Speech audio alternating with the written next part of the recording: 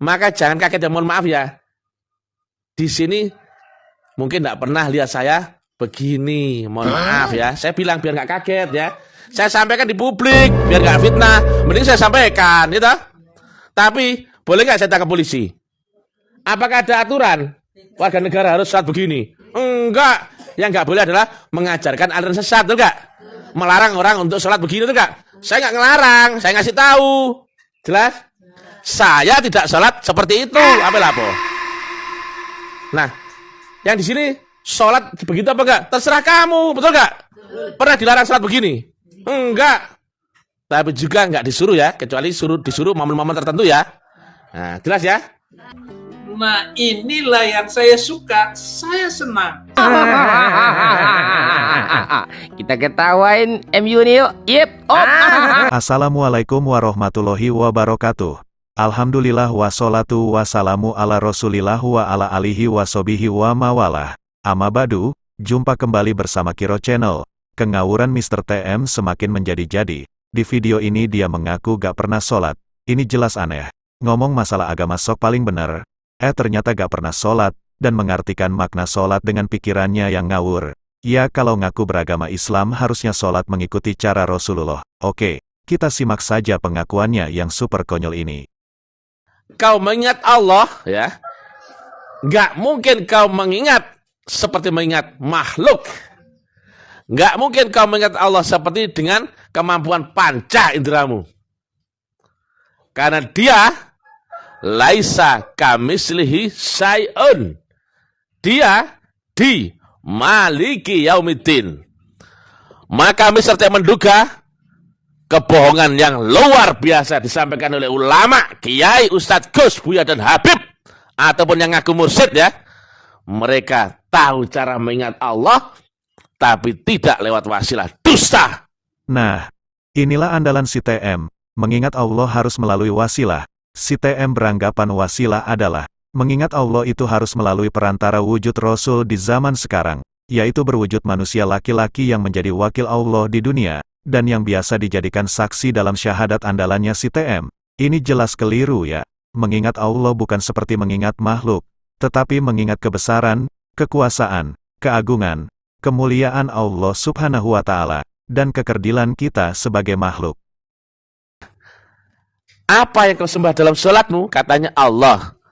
Lah apa yang kau ingat dalam sholatmu? Ngakunya juga Allah. Satu lagi pertanyaan. Apanya Allah yang kau ingat? Kelemun. Padahal prakteknya di dalam Quran sendiri Al-An'am ya. Inni wajjahtu wajhiyah. Kuhadapkan wajahku bukan kepada Allah. Itu Quran.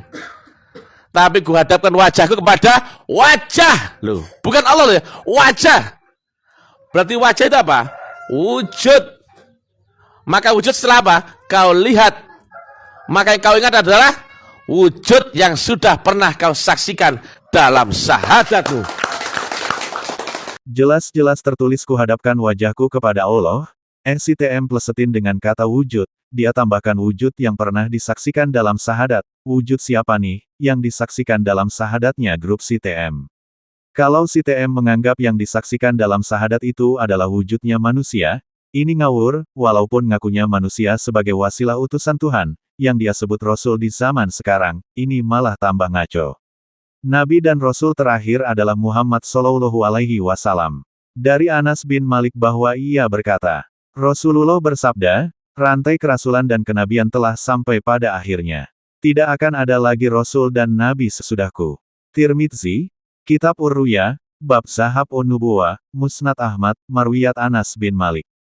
Ini sudah jelas bahwa pemahaman si Mr. TM ini adalah Bodoh. Mr. TM itu ketahuan. Sesat. Mr. TM itu Kafir. Dan baca surat Tuhan ayat 14. Sungguh aku ini Allah.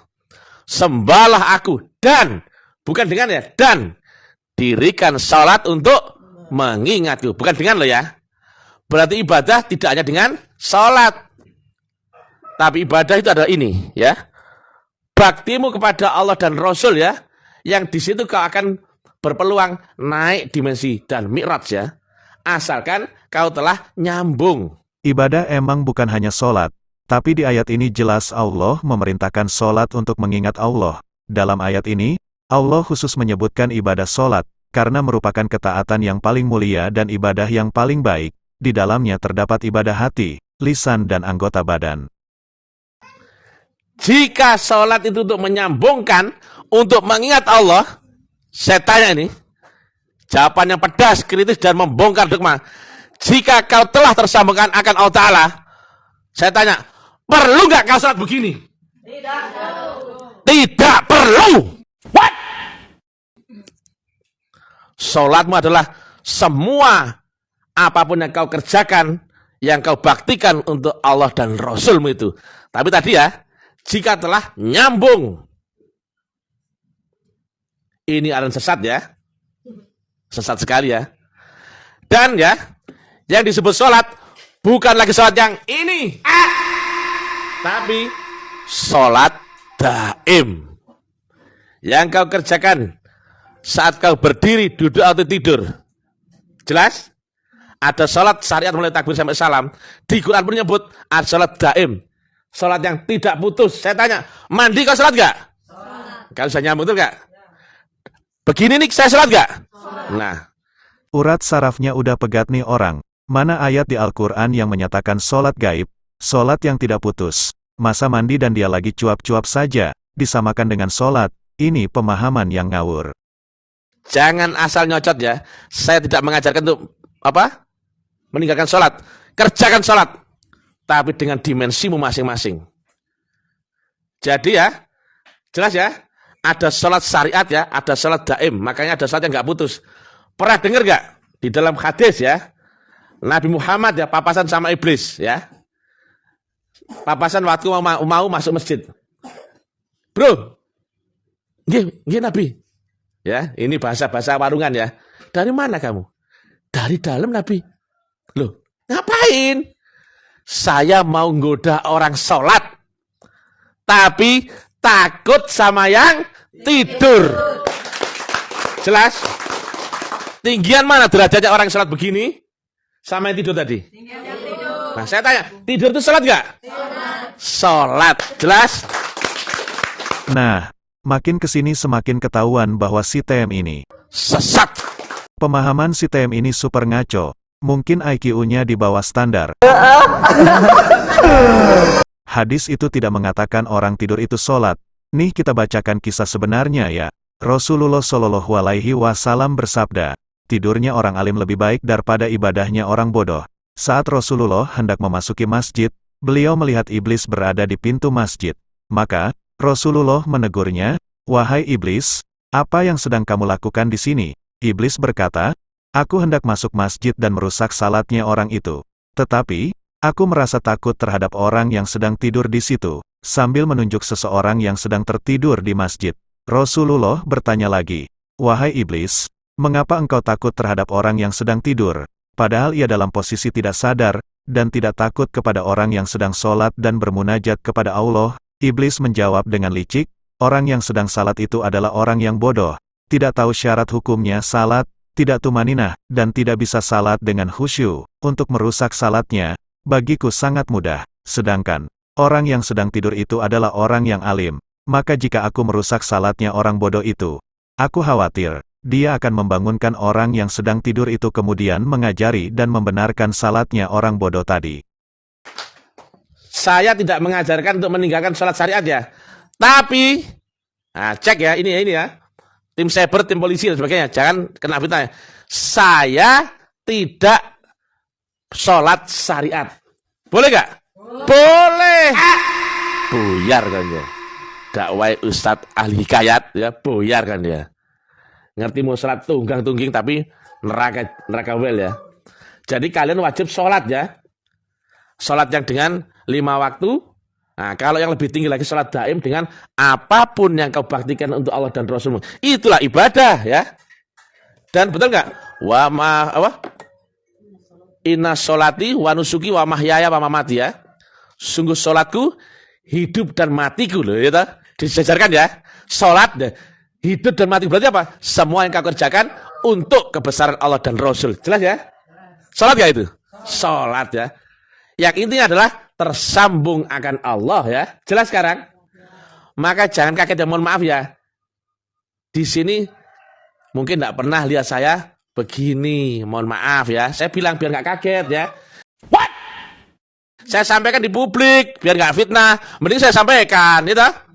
Tapi boleh nggak saya tangkap polisi? Apakah ada aturan warga negara harus sholat begini? Enggak. Yang nggak boleh adalah mengajarkan aliran sesat, betul nggak? Melarang orang untuk sholat begini, betul nggak? Saya nggak ngelarang, saya ngasih tahu. Jelas? Saya tidak sholat seperti itu. Apa lapo? Nah, yang di sini sholat begitu apa enggak? Terserah kamu, betul enggak? Pernah dilarang sholat begini? Enggak. Tapi juga enggak disuruh ya, kecuali disuruh momen-momen tertentu ya. Nah, jelas ya? Makin parahkan si TM ini, dan gak tahu diri. Dia ngaku sendiri ya, tidak pernah sholat seperti layaknya sholat orang muslim. Dia pun cari pembenaran gak pernah melarang pengikutnya sholat yang disyariatkan. Tapi juga dia ngaku gak nyuruh pengikutnya sholat, kecuali disuruh sholat pada momen-momen tertentu katanya. Ya, karena kau kenal Allah yang di dunia, karena kau kenal alamat channel wasilah di dunia, karena kau hubungi Allah lewat wasilahnya, kau hubungi Allah lewat wajahnya, jelas ya. Ini wajah tuh, wajhiyah. Maka sholatmu yang kau ingat siapa? Allah. Lewat apanya Allah kau ingat? Wajahnya. Rabitoh akan gurumu. Jelas? Yang kau ingat apa? Wajahnya. Jadi jelas ya, si TM ini menganggap ada Allah yang di dunia yang menjadi wasilah atau menghubungkan dengan Allah sebenarnya. Dan sholat itu yang diingat Allah lewat wajah Rabitoh akan gurunya. Pengkultusan berlebihan terhadap gurunya, sehingga bisa jadi guru tersebut dijadikan kiblat dalam melakukan apapun. Tidak menutup kemungkinan para pengikutnya untuk mengingat Allah. Maka yang menjadi wasilah adalah wajah gurunya. Bisa jadi setiap kali sholat, dengan meletakkan foto sang guru di dinding atau di atas sajadah. Kalau sudah seperti ini maka akan rusak akidahnya. Semoga MUI bisa menyelidiki lebih dalam lagi mengenai pemahaman Mr. TM yang mengaku bertorekot Naksabandiyah Kholidiyah. Mungkin itu saja yang dapat kami sampaikan. Wassalamualaikum warahmatullahi wabarakatuh.